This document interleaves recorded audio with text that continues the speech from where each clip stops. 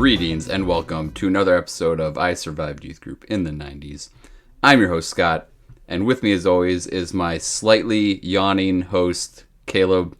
Caleb, how's it going? It's come up on a podcast recently that we're not recording for this one, the intro for, but that you're kind of the night guy and I'm kind of the morning guy. So it is pretty funny that I'm usually in bed in about 18 minutes. We'll see if we make it. Yes, well, this intro will be 17 minutes and you can go to sleep. So we're back again to talk about the experience growing up as youth group kids in the 90s and how that has shaped our adult lives. We'll talk to old friends about their faith journeys spanning from the 90s to today and discuss current cultural topics through the lens of someone who grew up during that era. Caleb, who's our guest today? It's my friend Scott, and he is a guy I met as a young adult. I was at Bethlehem Baptist at the time, and we talked a little bit about how we connected. But yeah, he started coming to our small group that we hosted at our house because he was looking to connect with people. He had started attending Bethlehem and joined our small group, and yeah, he was in my wedding. We get into it in the episode. For during COVID times, we were walking pretty regularly just to somebody. We would kind of meet in a place kind of in the middle and just somebody to talk to, and during that kind of weird time of life. So yeah, it's Scott all the way out from California to Minnesota. Yeah, he's got an interesting origin story as a Japanese American living in California and doing a lot of youth group out there, as well as some things like Eagle Scouts and that sort of thing. So I really enjoyed kind of understanding his groundwork and foundation. But I do remember him talking about a youth leader that was kind of a lay leader, but that was like super influential in his life, who would kind of welcome them in for like holiday meals and everything, but really also have a service side to him. So I think that guy's name was Dave, and Scott speaks very affectionately about Dave. Yeah, I mean, just in general, it's a very unique experience to grow up in. He's a Japanese American, and it was a Japanese American church, yet the individual who led the youth group was an African American gentleman who had married a Japanese woman. And so even that, I mean, just a real interesting, unique look at that youth group experience. Again, it's something we haven't had anybody from California, grew up in LA, and we haven't had anybody from California on the show yet. So again, another area, some different things, some different aspects to his growing up and his youth group experience. Yeah, he talks a lot about how culturally that was affecting the groups that were hanging out together in his youth group and things like that. And then also a big event was his the Asian camp, where a lot of Asian American churches were getting together from all over the state. And so that's not really something that, like, as a white guy, we ever really had to do, because we don't have that cultural background to our congregation. But I think it's really cool to listen to someone's story who does, because it's obviously a huge influence on what they do. And then now that kind of extends to where he's at now, where he's preaching and sometimes and attending a church that's a multi-ethnic church in the cities. Yep, and that's been a passion of his since, as far back as I know. I mean, there's kind of that idea of the importance of culture. Like, it is not something that is a zero-sum game. I don't know if that's the right way to put it, but it has an influence on you. And I think he's always been thoughtful about those topics. And so when this opportunity he was a part of a church plant that was really focused on that sort of thing and kind of thinking through those things. And I think he was really excited to take that opportunity to look into that. So it was really fun to walk through that story with him again, just as he was retelling it from his own perspective. So, Scott, it was really great to reconnect with you. I was also in Caleb's wedding. I remember you being there, but that was frankly the last time I talked to you. So it was awesome to have this couple hours to sit down and chat. Really appreciate you jumping on and being our guest here today. If you, the listener out there, would enjoy sharing your stories, we'd certainly love to hear them and hear from you. We're always looking for people to interview. There are no wrong answers in this conversation. We just want to hear about your journey, where you've been, whether you're still in church, whether you're completely out of church, whether you love it, whether you hate it. Does not matter to us, as long as you're willing to just have a conversation with us. So if you'd like to be on the show, please do reach out to us. The best way to reach out and schedule a time with us is to email us at isurvivedyouthgroup@gmail.com. Once again, thank you very much for listening, and we hope you enjoy.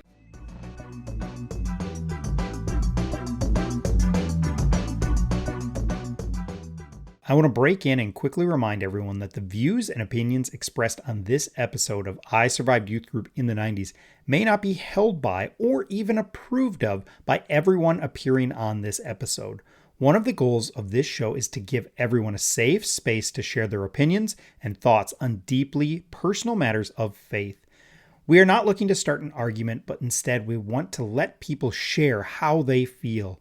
During our interviews and discussions, we may not represent every point of view on a given subject, and we understand that this may be frustrating at times, but it is the nature of a podcast discussion with a limited amount of time. We also know and want to acknowledge that our memories of events that happened 25 to 30 years ago may not be 100% accurate. We assume everyone's best intentions as they share how they remember the experience of their youth. Now, back to the show.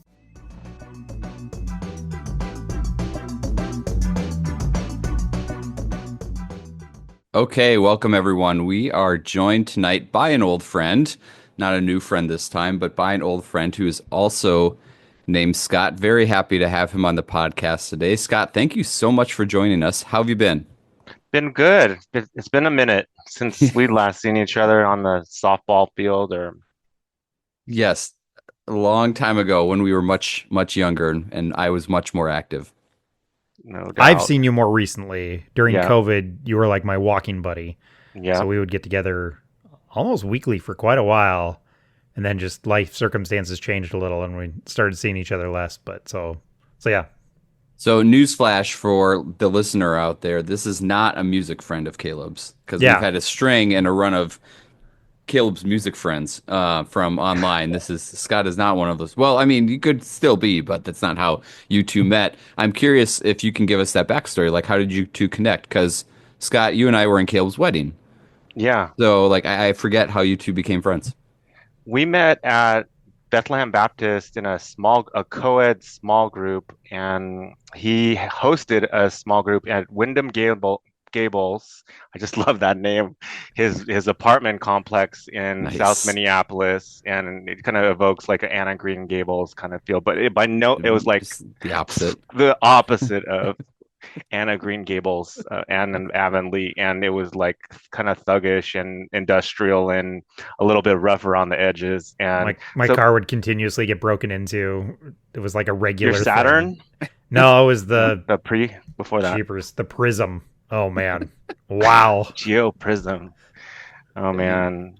So I met him and his roommate Mitch at that Oh yeah. time. And their apartment smelled like air freshener because Mitch had a cat. And I would always leave their place and just I would still have that essence on me. It would just be around, just kind of on me the rest of my life. Oh, So it's not even washed off yet. not in the slightest, no. So All right. So you guys are old church friends. That's great. yeah, Yep. That's great. Okay. Well, yeah, we like to start this show with, just kind of what your history upbringing was. And I know you sent us some notes on it, but let's kind of yeah, rehash that for the audience. When, why, how did you grow up in youth group? Was it in the 90s? Like, and did you grow up in a Christian home? yep. So taking a step back, I grew up in West Los Angeles, so LA, Mm, LA, not Orange County, LA, mm. to kind of put a pin on the geography. My church was called West Los Angeles United Methodist Church. It was a Japanese American church, mostly Japanese Americans that started in the 1930s. Oh, So Depression era time, and then through World War II, created a Christian community to have Japanese Americans come together in deeper community because they faced a lot of discrimination at the time. And mm, so the first and second generation Japanese Americans came from Japan, and it was like a family reunion every Sunday because I had my grandmother in the second and grandfather in the second pew, and aunts and uncles, had cousins. They all came in, and we were in the same church. And it was a wonderful thing as a young kid to have so much family and extended family there. mm. It was a United Methodist church, so I Okay. was theology light, more on the liberal side. You have Japanese American, which brings in this cultural bent, and Mm. then this more liberal on a continuum, a theological continuum of just a lot more kind of things that emphasize the gospel of love. The word sin never came from the pulpit. Mm. Like I was aware of that concept and idea, but it was not an emphasis in this church.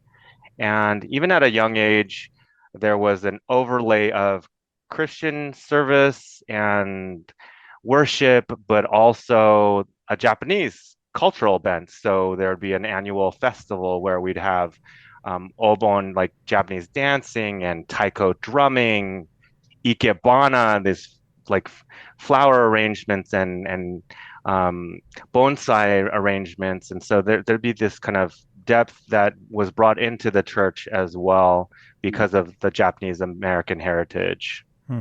Cool. Yeah.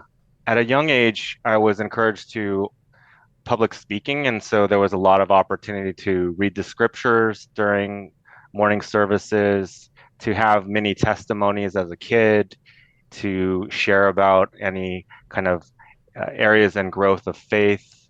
And my youth group was a subgroup within this broader multi-generational experience in this Japanese American church. Group of about 30 kids from all around LA.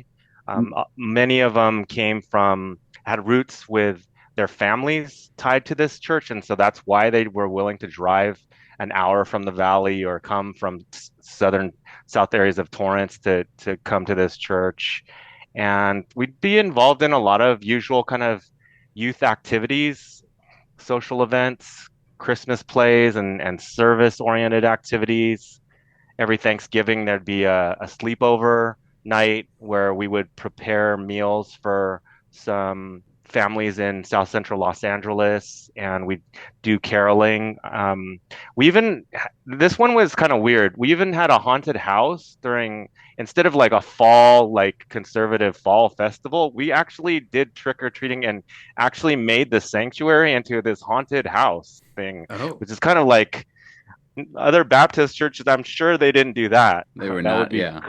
completely sacrilegious. But Yeah. that was something that we had the freedom and kind of wiggle room to do. Hmm. Interesting. Was it around like was youth group time for you around that mid 90s era? It was. It overlapped the early 90s to mid 90s until like I started college in the mid 90s. Okay. Yep. Okay.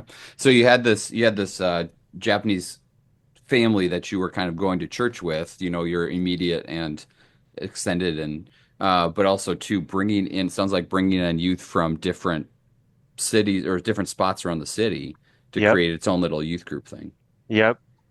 And I think there were cliques and groups that were closer to each other. And then also because we didn't go to school together, Mm, it made it a more unique experience, different friendships that existed because of that more deeper like generational bond. Their mm. parents and their uncles and aunts came to church, and so that's where they were willing to come and be involved there too. Yeah, I was going to ask, did you see any of those students or kids that you were going to youth group with outside of that time? Like, was it anybody involved in the same school or community as you during the off days, so to speak? Yeah, not really, Okay. because of the nature of where they live. We were kind of fragmented in that regard. We didn't Mhm. see each other on Sundays and other youth events along with our high school experiences. Okay. Yeah. So as you were growing up in that environment with all the, kind of disparate groups of people coming together, like just for yourself, how would you describe your faith during that time? What words would you describe to your faith in the 90s? I think about how the acronym CCM emphasizes a certain kind of swath or like an experience where you were listening to Rebecca St. James and Amy Grant and this certain kind of maybe Petra praise or something like that. Nice. Yeah. But I came from I didn't get exposed at all to that, and so the first time I heard Amy Grant was 1989 or 90s when she had Baby Baby, and I'm like, oh, she's a Christian singer, okay. And so that was my Right. introduction. Settle Up Your Horses with Stephen Curtis Chapman, a little kind of cheesy. So I didn't really sit in this deep Christian bubble, and so I was more exposed to a secular environment and R&B and rap music, and it was not part of the culture that I was a part of in that regard. Hmm. Faith was, I think, being a good person, and uh, because of the resolve of the Japanese American culture and the generations, I think there was still this kind of tendency towards self-reliance Hmm. and being able to build up deeper resilience because you had to. I think in the earlier generations, they faced a lot of challenges that I never had to face in the my upbringing, but because they made it better for me on behalf of me because they were working through all the different challenges in society and challenges in the community. And so I think because it was a more liberal, not because it was liberal, but rather because I didn't have some of the conventional conservative experiences, it gave me, I think adjectives that come to mind are formative or freedom to explore, a lightness in faith that still sticks with me, a curiosity to this day that still sticks with me of desiring to know and treasure God more. Mhm. Interesting. So it doesn't sound like there was too much of a heavy-handedness on some of the things that maybe Kayla and I had, which was that certainty, that apologetics nature, that this is it, this, and this is why you need to believe it this way kind of thing. You were maybe encouraged to go on a little bit more of your own journey. Definitely, I think there was an openness and almost a pseudo universalism at times where I Mm. mean there was a pastor who wrote a whole book of like another way to salvation, like an alternate salvation. And so there was some interesting kind of more like not your typical four spiritual laws rubric or heuristic here. This is something that was subtle, but like as a young adult kind of inquiring and trying to find my own way, it was something that would make me scratch my head, especially later on in college when I'd have more conservative Christian friends from Baptist and Presbyterian backgrounds. Mm. Gotcha. Interesting. So, I mean, being in California, the people always kind of throw the liberal label on that pretty Yeah, easily, yeah, but that experience was maybe coming from more of the Methodist aspect or the United Methodist aspect of the church too. yep, Which I think, again, Caleb, we're getting people from different denominations growing up, which I think is super helpful to our perspective here. yeah, I was wondering, did you feel more connected to like the Methodist? Like we a lot of people have talked about the idea of like, oh, we go on this retreat with all the other, Methodists or Episcopalian or whatever it yeah. was from the area. We'd all go to this thing. Did you guys feel like connected to other Methodist churches, or was it more of just this like family aspect? Because some of this feels a little bit more like the church setting almost felt like, oh, I'm seeing my cousins, even if they really weren't cousins. It was Yeah. like, this other Japanese American who drove an hour to be here because that's part of this connection. So did you guys feel connected to other Methodist churches, or was it more just kind of like a little more isolated because of just other cultural differences? The Japanese American community is bigger than just like the West LA area, and so it's a good segue into this experience that I really hold near and dear. It was called Asian American Summer Camp, and this was a week long annual camp from with young adults, youth, and then college students from Southern California, Northern California, Seattle, and Colorado. And that's when my eyes started to get a little bit bigger and see that uh, we had a commonality of being Japanese American. We had a commonality of similar experiences and similar cultural backgrounds um, and emphases on academics. But there was also an intrigue where like my NorCal friends would talk all of the time about, oh, like I use the word hella a lot, hella and hecka. And you're as a Southern California guy, you're like, what are you talking about? What is that? It was kind of an odd thing. Or the kids from Seattle, like how different are they? I mean, they have a taco time. Is that like Taco Bell? Or we have real Mexican food, so I don't think it's probably real. Um, it, Potato olays, what the heck? And so so Delicious. cinnamon and salt. Yeah, right. So that was a very the Asian American summer camp was a great time to connect more broadly Mm, in faith, and there was less of an emphasis on the United Methodism. It kind of was more about being Japanese American as a Christian for okay. me. And Interesting. that summer camp though was still Christian themed, or was it just like getting together, or was it like a Christian themed camp? It was a Christian themed Okay, camp where we would go to Northern cool. California. There's a Camp Campbell as an example. There were other Southern California camps called the Oaks, and we would meet once a year for about a week Mm. and get to know each other. This was not Baptist, so there was a dance on the Thursday night by the end of the year, and that sounds like outlandish, like on paper. When I think about like like I asked my wife who grew up in Presbyterian and evangelical circles, she kind of finds this like comedic that Yeah, I can't imagine us having like a dance at a No, youth group event. Like, no, there's no chance. And we weren't even like, no, I don't think we were that. We weren't Baptist by any means. We were just yeah, free. So yeah, interesting. no. Just wasn't a thing. It's not a yeah. thing. Describe your involvement in either the camps or your youth group itself. Were you a leader? Were you just kind of or not? Like how deeply were you involved? I was pretty involved, and I wasn't a leader. They didn't have any kind of formal leadership. Hmm. You guys in other episodes talked about like the cool kids and versus not. There was more an involvement of other older adults that had been part-time or volunteer basis. One of them being that was most notable was a man by the name of Dave, and he was a full-time, he'd volunteer his time. The thing is, in a Japanese American church, he was the only African American. He was a black guy who got married to a young woman, Emily, and started to be very involved in the youth ministry there. Hmm. And so Dave grew up in South Central Los Angeles, and he was very instrumental in being a mentor to me and influencing me in many different ways.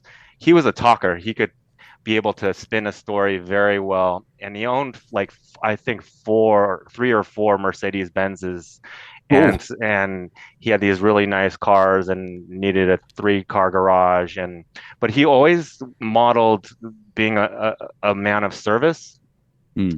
and he would go visit the elderly families, and he'd always visit the widows as well, and he'd volunteer his time. It's kind of a sad story. So he used to be a high school teacher, and at one point in time, but he worked in South Central Los Angeles his in this high school, and he had to break up a gang fight in a Ooh, gym. ooh. And in this gang fight, they ended up bringing out these folding chairs, and a folding chair was used on his back, and so he became injured after that, and he had to retire from teaching, Mhm. and so he was retired at a young age in his 40s, and he volunteered his time in other different places, and so spent a lot of time just pouring his love on our youth group, and also he volunteered at this friend's flower shop as well. Wow. Yeah, Interesting. So you got to at least he got to be a part of your experience as well. Hmm. absolutely, And definitely. was he like did this group have like a formal youth pastor, someone they hired to run it, or was it more just adults kind of leading the charge and getting everyone together on a weekly basis? There were part-time youth pastors that were hired and just kind of fizzled out, Mm, partly because of the relationships weren't very strong with those people. And yeah. then Dave and Emily just ended up becoming the kind of mother and father of our youth group, and took a broader the youth group on, and loved on us. And um, it was a lot of fun rather, we spent a lot of time with Dave. We would do a lot of fundraising, as well as different kinds of help out to the older population in our church. I spent hundreds of hours cleaning cars, and sometimes they'd be for outreach. I could still smell the Armor All and the Maguires in my nose. I just know that scent very well. Hmm. Detailing tires and detailing leather finishes in the backs of Yeah. cars. And he would take me along, and we would clean these older folks' cars, and get them all washed up and Trump tight. So sometimes it was the older folks, sometimes it was his cars, I'm I was assuming, gonna right? say Was he how just many you take times did it and you all wash right, we got Dave's it, we did Mercedes? theirs. Now we got in a couple hours here at my house. He did have to transport me, and it happened to be his car, just that's parked outside as well, no doubt. I see what's going on here. No, it's so Dave and Emily kind of came de facto leaders just by Yep, virtue of them wanting to be involved and available and exact, having a heart for all y'all. exactly. And I think it was something that was they were trying to have children in different seasons, but they couldn't have Hmm. children. And it was Hmm. kind of a sad thing, but also the running line was, oh, the youth group, you are my kids, you are Hmm. my children. Sure. People are going to pour their hearts out, especially when they can't have the family they want. Yep, It's a struggle for a lot more people than we think, and good on them for choosing to spend all that time with you. absolutely, definitely. What about the group itself and the things that you did and participated in, or even some teaching moments? What are some of those things that you remember besides the smell of cleaning cars? Like, what comes back as vividly as that when you think about your time at youth group as a kid? Think there's the overlay of the common experience of being an awkward, trying to find your way junior high school or high schooler, regardless of being Japanese American or white, or your background, of just trying to understand and get your bearings on your hormones.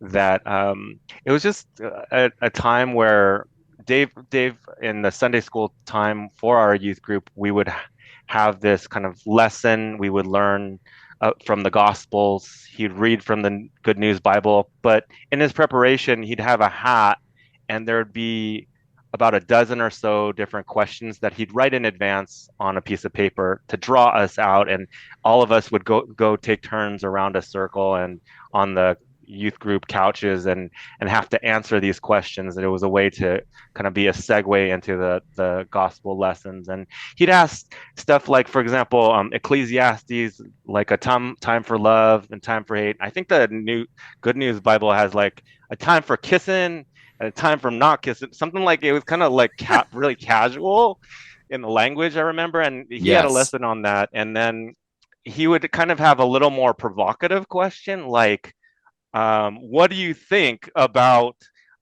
this statement in Ecclesiastes about a time for embrace? And then we were high school kids, and so we would like get all squeamish, and we get so uncomfortable with like, what does he mean by this question? And Uh-huh. and we couldn't defend ourselves very well at that time, and so I think he would get a kick out of like just trying to impress the gospel lesson, but at the same time have a good time. Sure. Sure. Nice work, Dave. Yep, What, definitely. what about other events like you said you mentioned camp, and Yeah. fundraising where there's, were there any other events that kind of stick out to you as really meaningful? One of the most poignant kind of annual events was we would a Thanksgiving sleepover. And Mm, during that sleepover, we would prepare in the evening. Our church had a kitchen, and we would prepare meals to bring to poor families in South Central Los Angeles. And so that was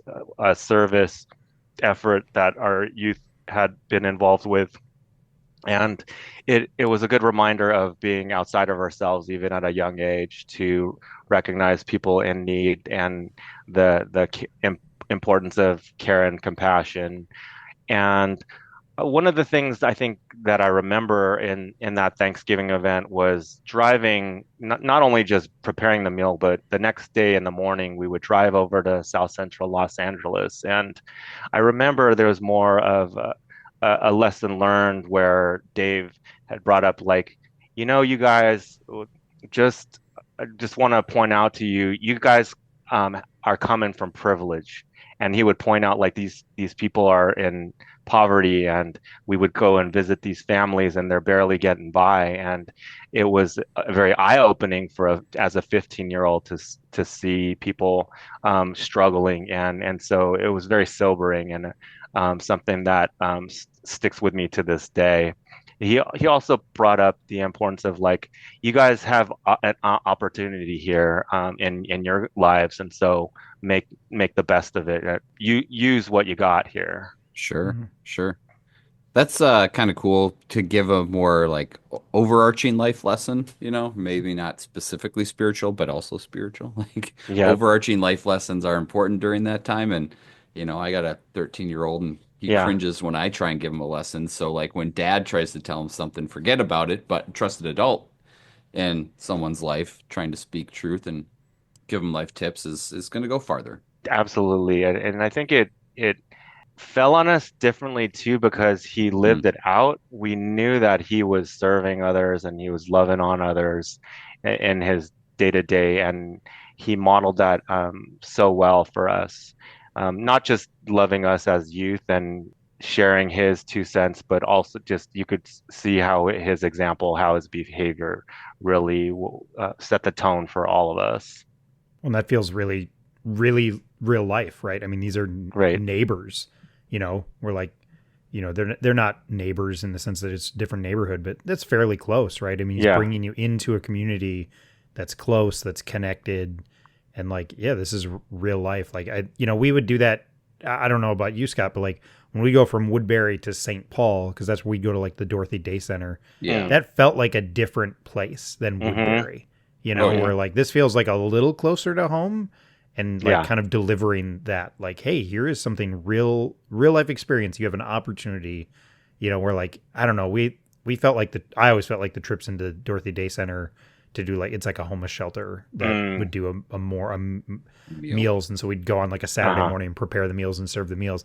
That always felt like more of like a fun adventure to somewhere else, Mm. and it even though we were serving, but it didn't have the same, doesn't feel like it had the same ring to it. And there was never any talk of like, this is a good opportunity for you to recognize the privilege you have. Mm. I was never heard those words, Hmm. or that was just never communicated. And I'm just gonna say it, coming from the Woodbury community, it's about as privileged as you get in the suburbs, So Yeah. Hmm. Yeah. Especially Who during that who time. was motivated in your youth group to start that connection with Dorothy Day? Do you I think remember? I think someone within the church just had some volunteer experience there, and as Okay. as the youth group got bigger and bigger, they were like, "Well, this would be a great thing for a student to do," and it is. So I just think somebody was involved in it before the youth group Okay. got kind of big. And yeah, did it stick? Did it stick over time, or was it kind of like a one and done experience? if I remember correctly, somebody was on, like, our church was on the schedule multiple times throughout the year. Uh-huh. Yeah, And so the youth group would take one or two a year. yeah, Okay. So it was rotating through. So sometimes it was like, hey, this collection of small groups is going to do it, and sometimes it's the youth are going to do it. So I remember going yearly at least, but Uh-huh. hmm occasionally more than that. That's my recollection. I actually remember thinking like, why aren't we doing this more? Hmm. Mm. And Hmm. maybe they couldn't take us, right? Maybe they were just Yeah. at capacity and they didn't need our help. But I was also like, I mean, Woodbury St. Paul is 15 minutes. Like, it's not that it's that far. Yeah. So it is down the highway in a completely different city, but Yeah. still, why aren't we doing it more? But it was Mm. still a really good, valuable thing to do, especially as a teenager. Absolutely. I never thought that. I was too selfish. You never wanted to go. I wanted to go, but it was more for like, we had it come up on an episode recently about like See You at the Pole feeling performative. Like looking back, like I feel like I saw probably the Dorothy Day Center as a little performative in service. Oh, If I'm interesting. being really, really honest about how I looked at it. Huh. Yeah. So, but Yeah. I'm a jerk. We've all established that. Yeah. This podcast is about how people have changed. Caleb, you have not changed. No, You're not at all. just Not even a little. not even a little. Funny.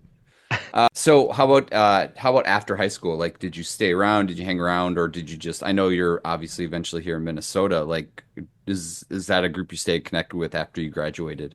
After I graduated high school, I was heavily still involved in Asian American camp. And Mm, so there's a transition cool. to become not just a camper or a participant, but end up being like a lead counselor. And so for several years, I would be involved in being a lead counselor and mentoring the high school kids. You were only a couple years ahead, but still leading these small groups once a year in this Asian American camp format and getting more involved with that as well. Ended up being on the board for like a committee to develop the overall strategy and the themes for the year for the camp and being involved in the other students' lives, the other youth's lives, because of how much it impacted me to have that freedom to be able to grow in my faith and be able to have that openness in understanding more about the gospel. Mm. Yeah, a chance to do your own leadership and teaching then. Yep, Nice. exactly. Yep. Excellent. And how many years did you do that after you graduated? I think I did it for about 3 or so years and was involved. It's interesting because the church, you would think that in a Christian church camp, it would be pretty no-brainer or pretty easy to be able to say, okay, here are the principles of the gospel. But I was in one group, there was actually some pushback where the high school kids said, I don't like want this experience. I want to just grow close with each other. And like what you're saying about Jesus and salvation and some basics of the Christian faith, they didn't want to have it. So that was, as a leader, that was something for myself and my co-leader. It was hard for us to kind of navigate the kind of almost like resistance. Hmm. They wanted to have an emotional experience. They wanted to be close, but they didn't want to hear some basics about Jesus and the cross. Hmm. Oh, that's interesting. Yeah, Did anyone like have your back to try and help you out through those conversations? Because being a young leader is hard, yeah, yeah, right? In any right. capacity. I think all three of us here now then have had leadership experience before, during, or well, maybe during and after our youth group time. But Yep. it's still really difficult when you're early 20s. Like, did somebody help back you up in with those conversations? Because the format was a 1 week camp, it was like Mm. they didn't connect, they didn't have the experience they wanted, and then the camp was over Oh, for the week, and they went on their way. And so it was not something that had a longer term kind of connection or an opportunity to revisit with these youth. I see. I see. Interesting. Yeah. Hmm. I wonder, Caleb, how much of like John or other youth pastors got somewhat similar pushback of kids who maybe were Mm, there because their parents wanted them to be there or something like that, and they just maybe Scott, in your situation, the kids were just felt more free to speak up about it, whereas maybe in our situation the kids were more rebellious about it. But I'm sure that happened more than we thought. Kids maybe not wanting to hear the message or not wanting to be challenged. hmm They definitely, I think it's a grab bag of who you're going to get in these different small groups and where they may be at in their faith, Hmm. as well as um, maybe my approach was wrong. Like day one was like, hey, let's do some icebreakers, let's get to know you. And oh, by the way, there's this Jesus guy, and he brings and offers salvation to you because of your sin. Hmm. And and other circles, like no one would flinch, but I think because there was this expectation of like what is a perfect small group in Asian camp. It was one that like they would cry together, they'd unload all their feelings and their experiences, and then they'd walk away best friends and very close. And the element of faith was tangential or maybe supplement or maybe something a means to an end as opposed to the means Mm. and the end. Hmm. Huh. Interesting. Interesting. So a Yeah. kind of a Christian camp, but also just like regular camp of Yeah, I making think new that friends. there was, I mean, we had the dance right on Thursdays, so. Oh, that's right. That's right. I forgot I about wonder if that. it'd be harder, like if you would push back in youth group. Eventually Mm, the youth group flattened out, like not Mm, flattened out, but like when we were first starting, it was like the youth group was composed of a lot of kids not from the church, but then the church mm, caught up, and mhm, eventually it was like the majority of kids going to the youth group were from families at the church. And I feel mm, like that pushback could get harder, right? Like if Bobby yeah. pushes back on a Wednesday and is like, I don't believe this, like the youth pastor, whether it's John or eventually Tim, they're probably just going to be like, hey, Bobby's parents, this is coming up. You guys should probably know about this. And so like yeah, Yeah. it's just going to have such a different dynamic where like and the reality is probably kids who are forced to be at a youth group setting even to this day. Like mhm, those kids are probably going to learn pretty quick the best if I don't want to be here, the best way for me to survive is just shut my mouth and just kind of mm, get through it. I don't want to make a big deal out of this cuz then mhm, the last thing I want is my youth pastor talking to my parents Parents. more. Yeah. Like I want everybody uh, just to kind of shut up about this. So I would yeah, wonder if that's going to be like it'd be harder for kids to push back just cuz you know the families are going to get involved almost immediately and then Mhm. it's almost worse. yeah. Speed dial to mommy and daddy, no Yeah, and doubt. too, like the students don't want another environment where they got some, teacher or, adult in their life tattling on them or something like that either. So you're probably Hmm. right. Just kind of keep quiet about it. Yeah. Um, well, let's wrap up kind of your experience, and then talk about how things have changed over time. Just overall, what did you love about your time as a youth in the 90s?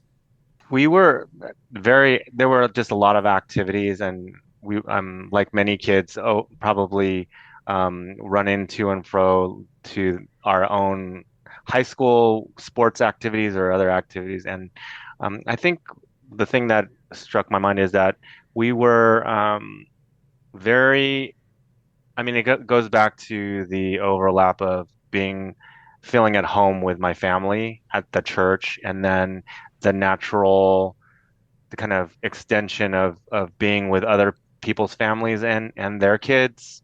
And so that strength of community comes to mind there, of being in a youth group that was enveloped by the broader community. Hmm.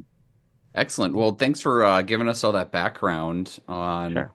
how things started for you.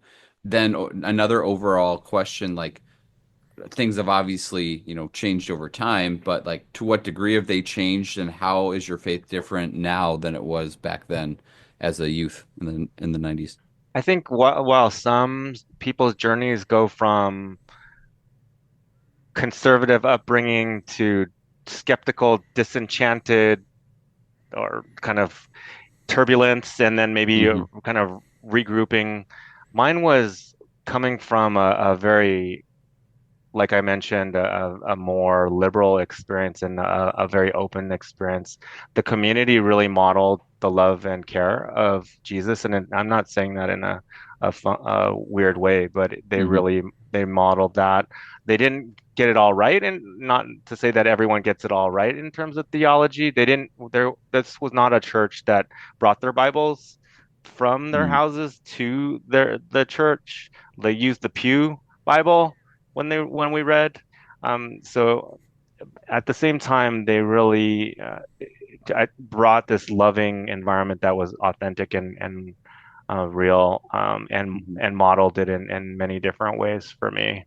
Hmm. Interesting. So how does that influence kind of where you've arrived at today, or how has that changed over time? I think coming from a Japanese American beginning and experience, and then as also the backdrop of growing up in Los Angeles with many different cultures, led me to be also thinking about culture and background and diversity. So in 2012, with a bunch of five or six other families, I started a church that spun out of Bethlehem Baptist. We were a church plant called New City of Nations, and there's an emphasis on multi-ethnic ministry and reaching the nations and a very missional bent and overall vision for the church. We worship in Swahili. We sing songs in Mandarin. We try to incorporate diversity in the preaching and the teaching. And so that was something that was the cultural piece of me growing up as a Japanese American has always stuck with me, and wanting to think about how would other cultural experiences bring other lenses to the gospel and understanding the Bible and the overall under depth and understanding of God. Hmm. And is that a church you're still at now? Because 2012, that's a relatively long time ago. Yep, it still exists and still very involved in that church. I've led small groups in the last several years, and I preach on a quarterly basis and get still very involved. My wife, Cassie, has been very involved in different ways as well. Hmm. She does the accounting, so she knows the P&L sheet. Everybody's got a role to play. That's cool. Yeah, That's really neat. I never knew that church existed. I mean, like, and I'm assuming it's somewhere near the three of us somewhere. But what an interesting way to go about worshiping, right? Something that is intended to make people feel comfortable because it, uses parts of their language and maybe parts of their Christian experience in their culture combined into one. I think that's really cool. absolutely. For my sermon slides, as an example, I'll get the Swahili translations and I'll have those texts as well to make the teaching more accessible Oh, to sure. our African members. Interesting. I have Interesting. ChatGPT though, so it makes it a lot faster. Wow. See, things have changed. It's very, yeah, no doubt. Amazing. Looking back, through this new kind of lens that you have then of trying to bring the gospel to different cultures and a vision for bringing it to the world. Is there something you might look back on that you have looked back on during your youth group experience and you kind of approach that maybe differently today? Is there something that you look back on during that and you're like, man, I'm teaching this and I'm even preaching this differently than I was taught it. Hmm. I think that what comes to mind is there are the face value lessons to be learned of loving your neighbor, or like the kind of most intuitive understandings of the teaching and the gospels, and the face value things that anyone could get because the subtitle's just right there. Like, Right. and then there are some deeper parts too that kind of in preaching, there's this tendency to say you want to exegete the scripture, so you want to understand the interpretation of the scripture, but you also want to exegete your audience. And so, in this sense, Mm, it's an understanding of what is my community going through, what are they experiencing, how will this message that I'm crafting in the for the pulpit land on this person or that person? What are the things that they are struggling with that this would offer hope and bring a message of hope in their despair and their struggle and their anxiety? And mm. so that's one thing that comes to mind. That's an interesting take. I think if we were to talk to, I mean, hopefully, Kale, we'll get to talk to some pastors here that we've been talking with some of our old pastors, and maybe we can get their perspective too. But yeah, having to worry so much about what God is trying to say to you while you're preparing for the sermon, like you said, exegeting the scriptures themselves, but then also having to fold that into what is my community going through? That's a huge task, and maybe Hmm. one we take for granted for the people who are working in churches to kind of bring us that worship every week.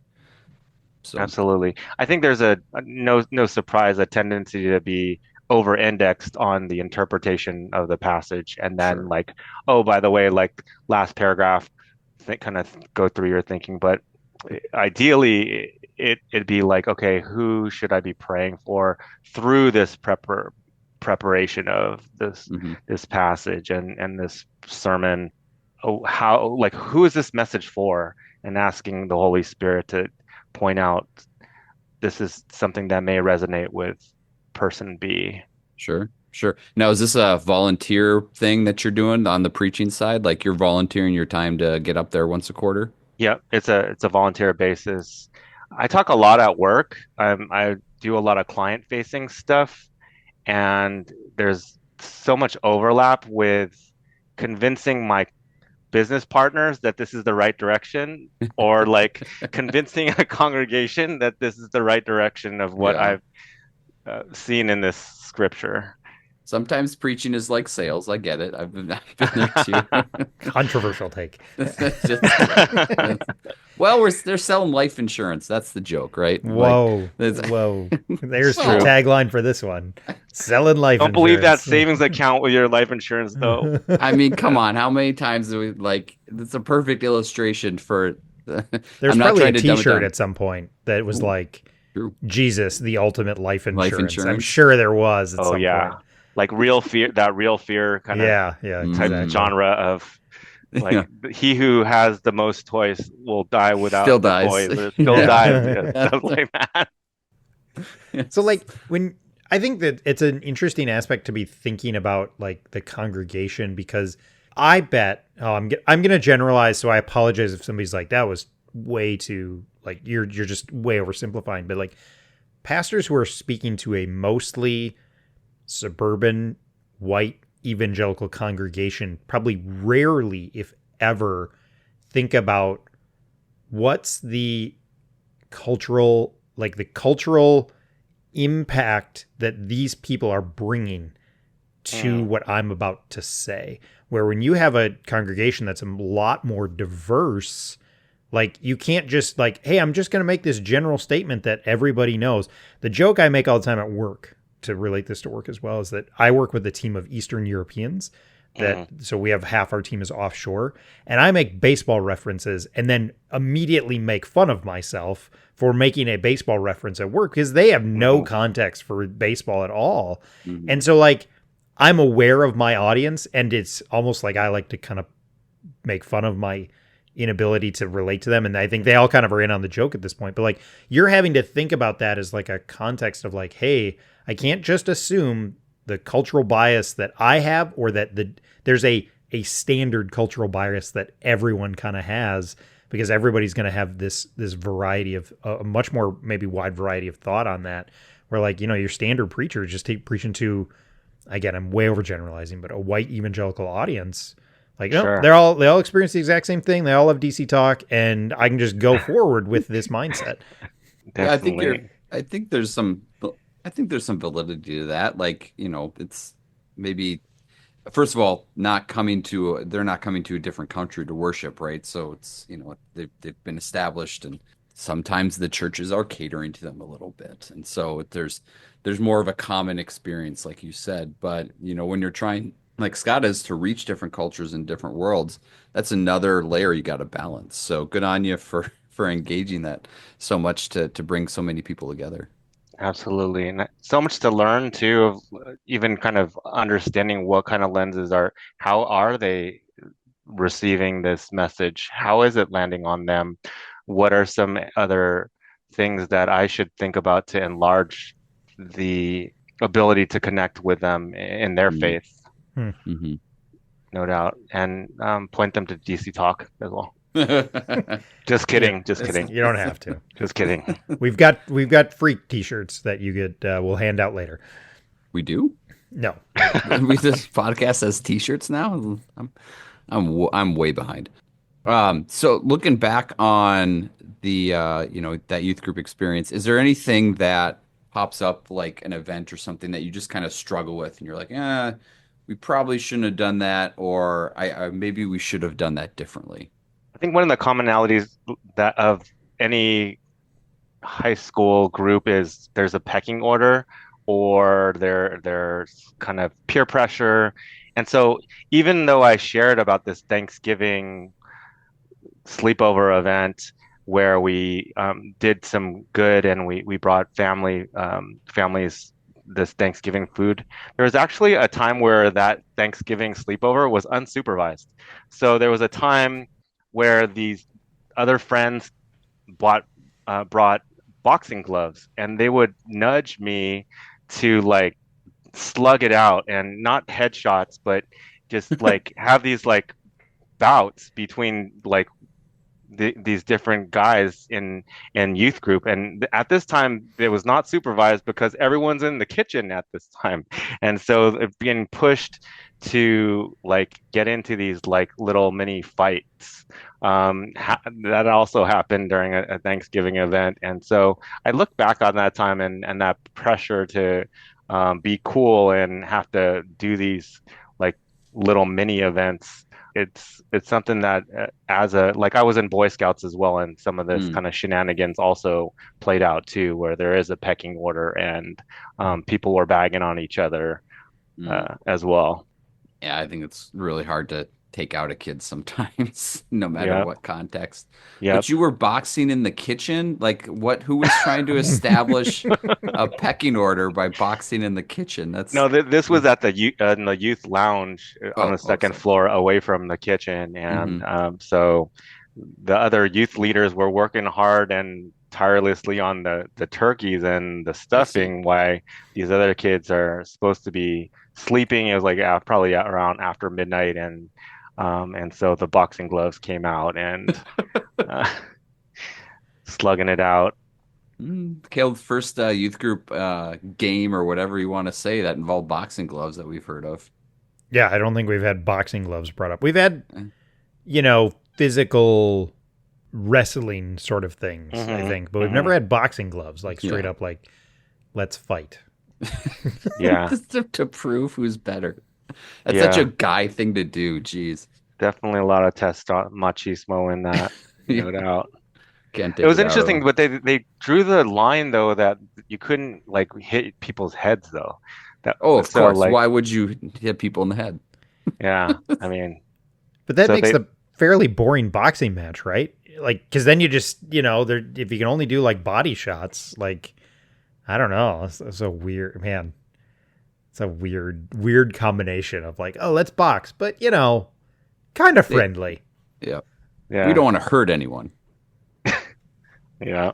Looking then towards how things have evolved for you as an adult, what's been one of the most impactful life events that you've had on your spiritual life? I took a semester off at one point in time and my and kind of was struggling with what am I going to do with the rest of my life kind of experience at age 20. And so I spent a month out in Maui with my grandparents. They retired there.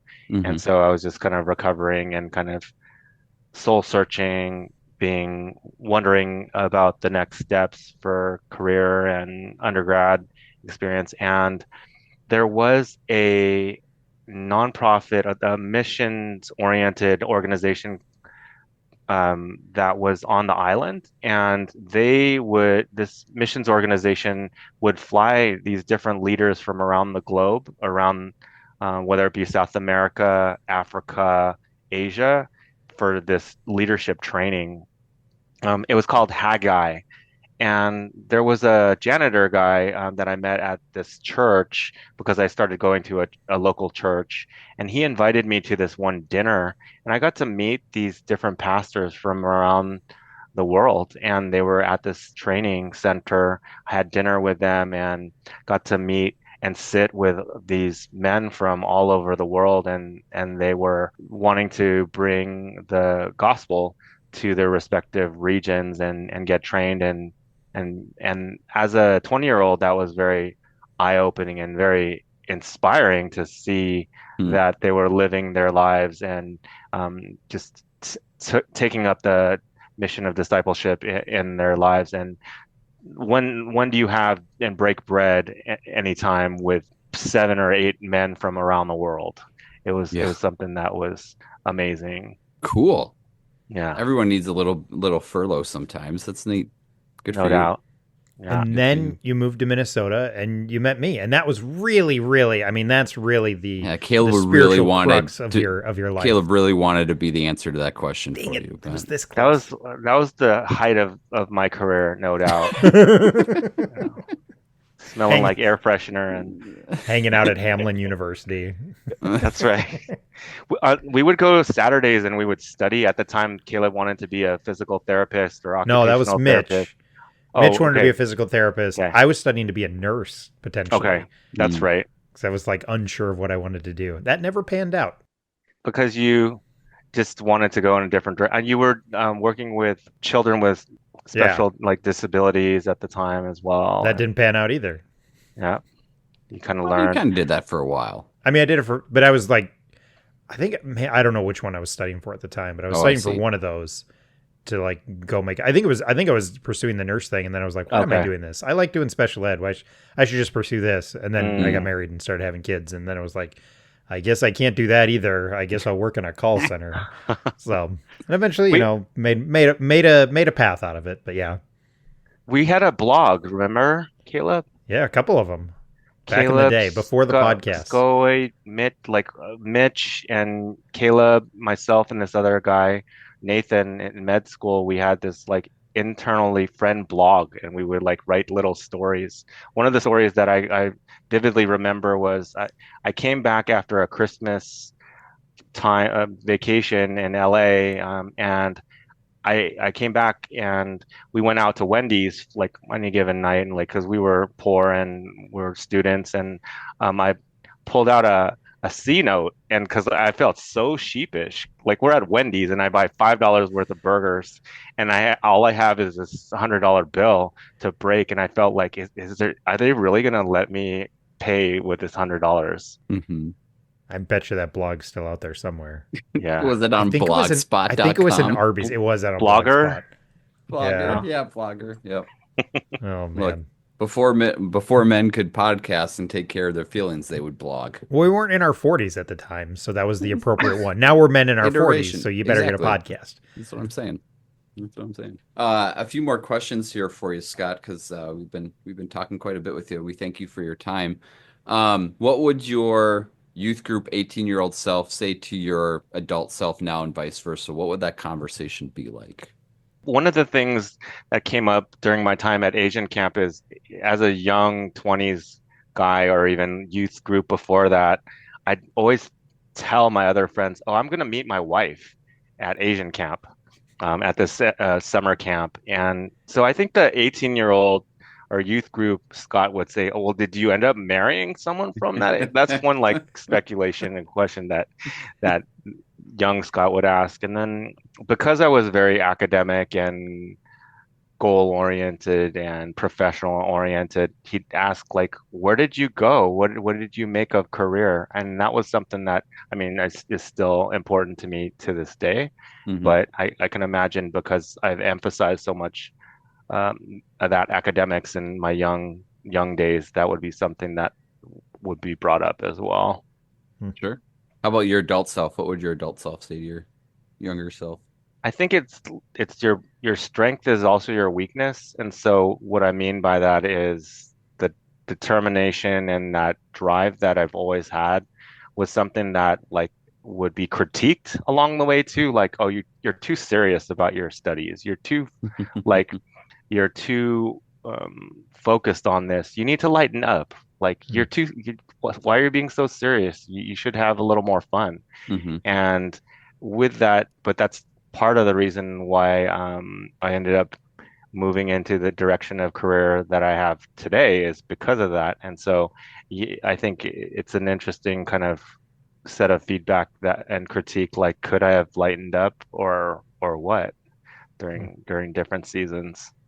I feel that I was pretty intense in myself for Mm, when it came to school, and I mean. I have a kid in middle school now. I want him to do well, but I also Yeah, want to balance that with like take care of yourself. It's okay to have fun sometimes. A plus is not always the best thing to get. You know, not that you should do poorly, but like, right. how do you teach balance? It's hard. Yeah. I was known for sleeping on the floor in high school, so I really can relate to both of you really, really well. In world history, that was I eventually just got tired of sleeping at my desk. And I decided I think I'll just sit on the floor and sleep because it's more comfortable. So that's what I was known for in high school. Huh. First I've heard of it. I knew you all 4 years of high school, but Yeah. you kept that a secret from me. Everybody else knew. How did you get away with that? Would you Yeah, just I was like gonna kind say. She just didn't care. I of, mean, I Oh, not funny. to I know this is not every teacher, but it definitely was her. She would Yeah. you'd walk into that world history class and she would immediately turn the lights on. She'd put the overhead projector on and she'd just, roll through her things that she wanted on the overhead. She'd talk a little and that was it. And it was just she didn't care. And you noticed like when you'd slept on your desk for the last 2 weeks and she had never said a word, Yeah. you kind of realize like half mm, the class is sound asleep by the end of the class. She doesn't give a crap, and she didn't. And Right. so, I'd get woken up often by the person coming into the next class because oh, they'd want their stepping on desk. you? No, like I'd be asleep at my desk, and they'd like walk in and be like, "Hey, you got to go to your next class. This is my turn to sleep." And we'd trade, and I'd head off to my next class. And so that was, Oh gosh. yeah, it was. I just think she just didn't care. That's my 2 cents. And I know not every Funny. teacher's like that, but she was. Yeah. Well, speaking of academics, Scott, is there like a book or a teacher that you've really in your adult life, adult spiritual life, like kind of connected with, or someone that you really look to for, kind of spiritual guidance, let's say? Yeah, I think one coming from the circles, probably Tim Keller comes to mind. Even in my preparations for preaching, I think there is a profound respect for being a preacher in Gotham and how he had one of the hardest cultures to try to face and bring about a critique, or rather bring about an argument for the gospel in the Mm. midst of skepticism, in the midst of non-belief, unbelief. He comes to mind. Yeah. Recently, I've been thinking about his book on preaching, and he gives different examples of how preachers may take a superficial direction, and miss the true gospel message within any given text, not doing the due diligence of showing people the necessity of Christ and how Christ brings forth a solution, or in that passage, or not saying lazy as much as not bringing the connections back to the passage. Mm. So that's something that speaks to me Mm. recently. Yeah. Tim Keller is very popular for a reason. Yeah, He really was able to connect with a huge swath of people, no matter where they were at. absolutely. How about like we talked about music a little bit. Is any of Amy that Grant, Amy Grant? Yes, of course. CCM. DC Talk.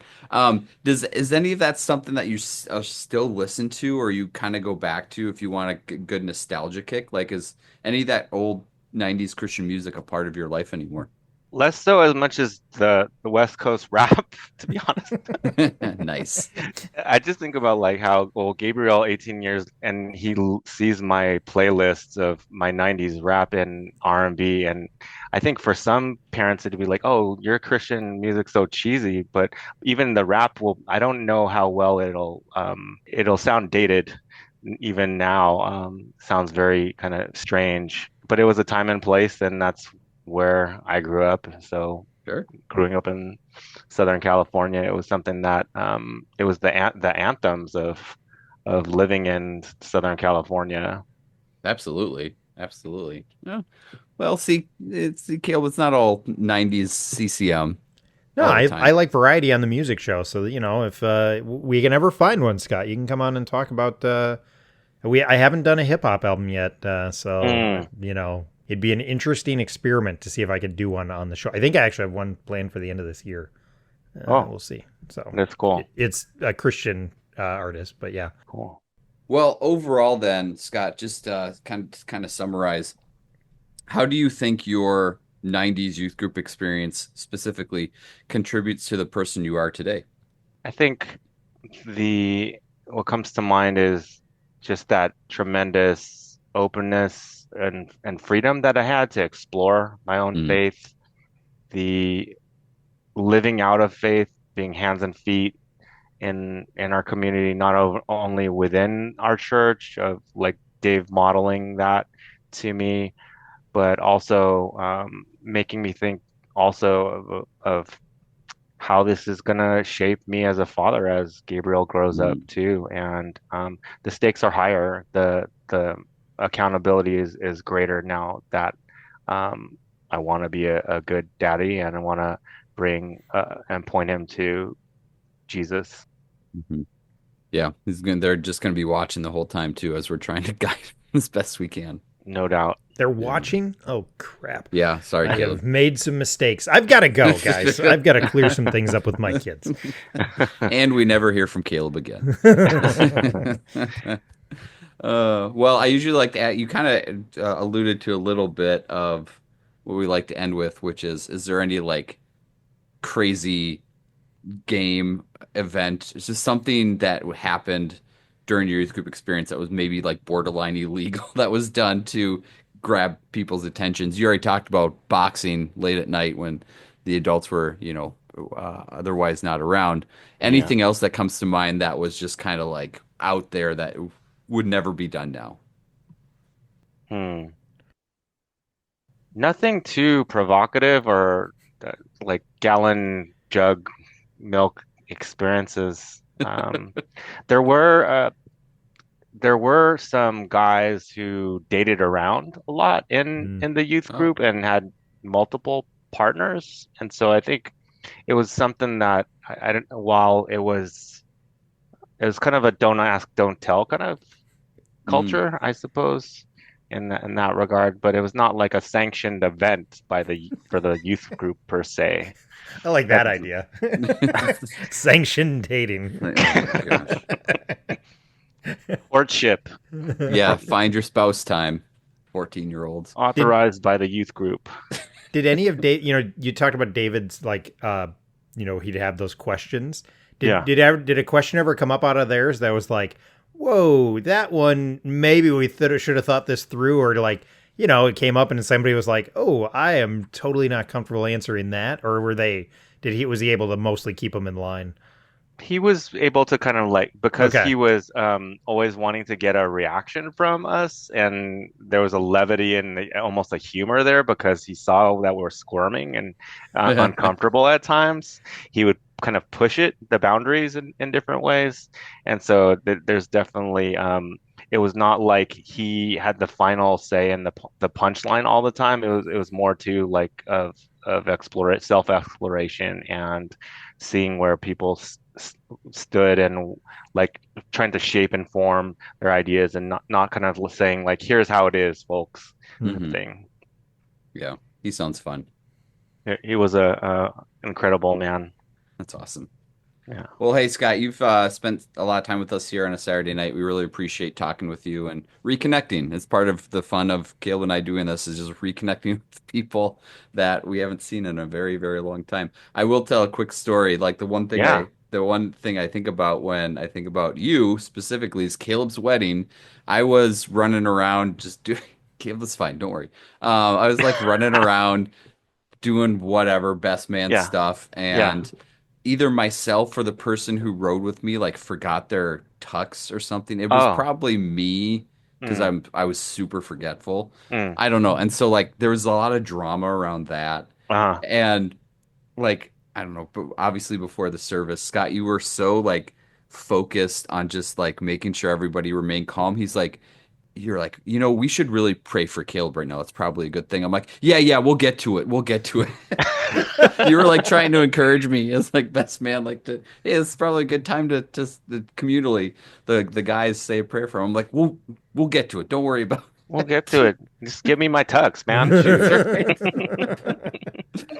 So I appreciated your demeanor during that hectic time. So I don't even remember that, but that's I don't know awesome. why I remember that. I remember very little about Caleb's wedding, frankly. I do remember that. I remember more than you'd think. I think some people it's probably all a big blur. Like I actually remember, like I can probably walk you through like all of the key events for the day. For some reason Mm, that I have a very strong recollection. Maybe it's because we have no photos of our wedding. So like it's mm, like I've had to like kind of put it to memory and really hmm. think it through. So Mm. so yeah. I remember the RV, like driving from the church and Yes. Missy's dad driving us, kind of caravanning us all over to the reception area. And it was Scott a looks totally winter day. confused. Yeah, no, it was in the lazy days, which we've taken, all the way out to Yellowstone. I mean, the last couple of years. I mean, so that camper is still around, and now we can't take it to Yellowstone. It won't make it that far, but I mean, we're trying to plan our trip up north. So yeah, that camper is still around, still in the family, and our family has used it a ton the last Was five I in years. their camper? I have You zero were. memory of that. You were. The whole wedding party went, and there's a story that I'll tell off air that I'll see if you guys remember. One of the most vivid memories in that little 20-minute trip from the service to because yeah, I mean that was Patreon something. exclusive. Yeah, that was something her dad loves still to this day is Uh, the camper ride, and so she tried to work in as many family connections, and so it was like, uh, instead of getting a limo, yeah. we'll let dad drive us down to the from the reception down to the no, from the service down to the reception. So yeah. I am very sorry. I have no idea what you're talking about. So Wow. hopefully we can jog my memory a Oh little my bit offline. goodness. But anyway, Scott, thank you very much for joining us. It's great to talk to you again. Really appreciate you sharing your story with us. And I'm just kind of fascinated by some of these journeys that people are on. Mm. Really awesome to create this church experience for multiple people, multiple cultures, and things like that. So, really fun to catch up with you. Appreciate you having me. It was a lot of fun. Excellent, excellent. Thanks, man. Thank you.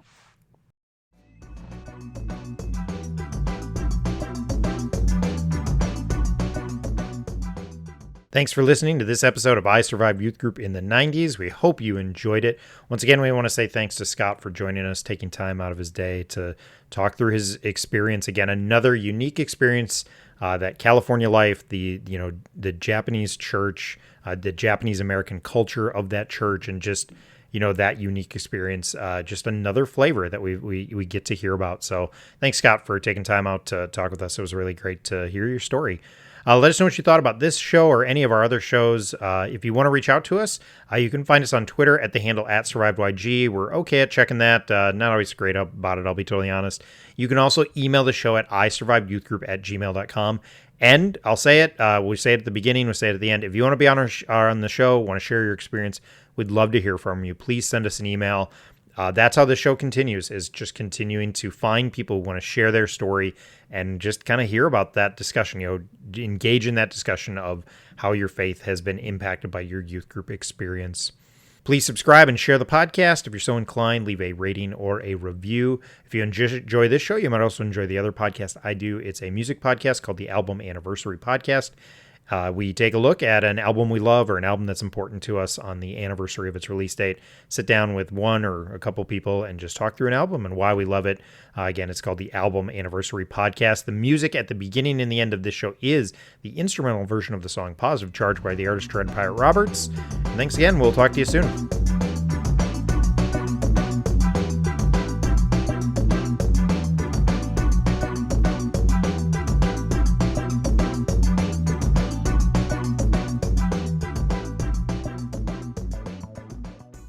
I'm trying to make it as far as I can into The Simpsons. Oh, nice. No, it's not nice because it's not funny anymore. This is more like an Oh, endurance. This is like an endurance test. I see what you're saying. I am into season 23. It's not Out funny. of how many? I think they're up to 36. Yeah, I was gonna This is say the farthest I've ever made it, and it's not funny. it's not funny anymore. They No. should have stopped a long time ago. Yeah, they should have. After Conan left, that was enough. Well, he is the greatest of all time. Oh, Hot take on the pod. Well, not super odd. Just, I will say, it never works, but whenever somebody at work mentions a plane, I don't actually say this, but if somebody mentions a plane, I always yell out in my head, because I don't do this at work because I'd get fired. What is this demonry? Because it's from the baseball one. yeah. Gosh. Oh my gosh, it makes me laugh every time. Or devilry or whatever he says, but oh my gosh, that's all I can think of. Anyway, you all set? All right. I'm ready. Okay. 3, 2, 1.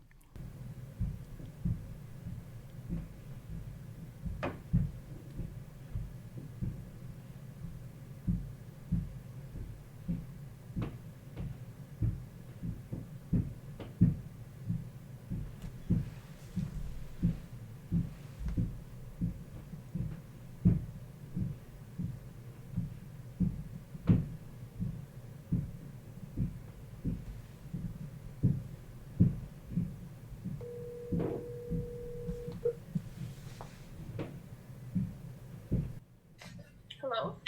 Hey, is somebody pounding on something in the kitchen? Pizza? What? We're in the garage. We just got home. Nehemiah's making pizza. Oh, okay. Could you peek your head in and just tell him to pause for a minute? Pause for a minute? Just the pounding. I'm trying to record one last thing, and it's just like, Bye. yeah, it's no big deal if he can't, but I just need a minute to finish one thing. Okay. Okay. All right. Bye. Thank you.